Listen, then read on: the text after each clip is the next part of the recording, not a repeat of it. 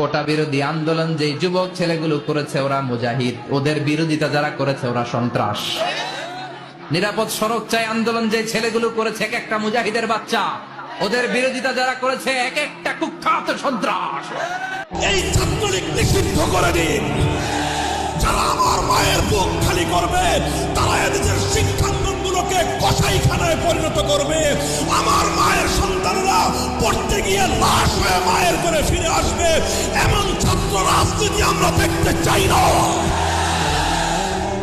ইসলামে quota system এটা অনুমোদন করে কিনা ঢাকা বিশ্ববিদ্যালয়ের একজন স্টুডেন্ট জানতে চেয়েছেন। হকুল ইবাদ বলে ইসলামের শরীয়তে একটি বিষয় রয়েছে যে কিছু জিনিস আছে মানুষের হকের সাথে সম্পৃক্ত। ধরেন একটা ছেলে অনার্স মাস্টার্সের সময় 5 বছর 6 বছর মোটো পড়াশোনা করলো না, খালি ঘোরাফেরা করলো, কিন্তু বাপ ছিল একটা কর্মকর্তা, বাপ ছিলেন একজন যোদ্ধা, মোটেও পড়াশোনা করে নাই, টাইনিয়া টুনিয়া কোনোভাবে পাশ করছে। এখন সে পরীক্ষা দিল, টেনে টেনে সেখানেও পাশ করলো। আর আরেকজন যিনি মেধাবী, উনি ফার্স্ট বয়, উনি সেকেন্ড বয়, উনি দেখা যাচ্ছে 100-র মধ্যে 96 পাইছে, আর ওই যে টেনে টুনে যে পাশ করছে ও পাইছে 33। তাহলে কি কোটার আলোকে এই ছেলেটা যে 33 পেয়েছে ওই 96 পাওয়া ছেলেকে টপকে গিয়ে সে চাকরি নিচ্ছে? তাহলে কি হচ্ছে?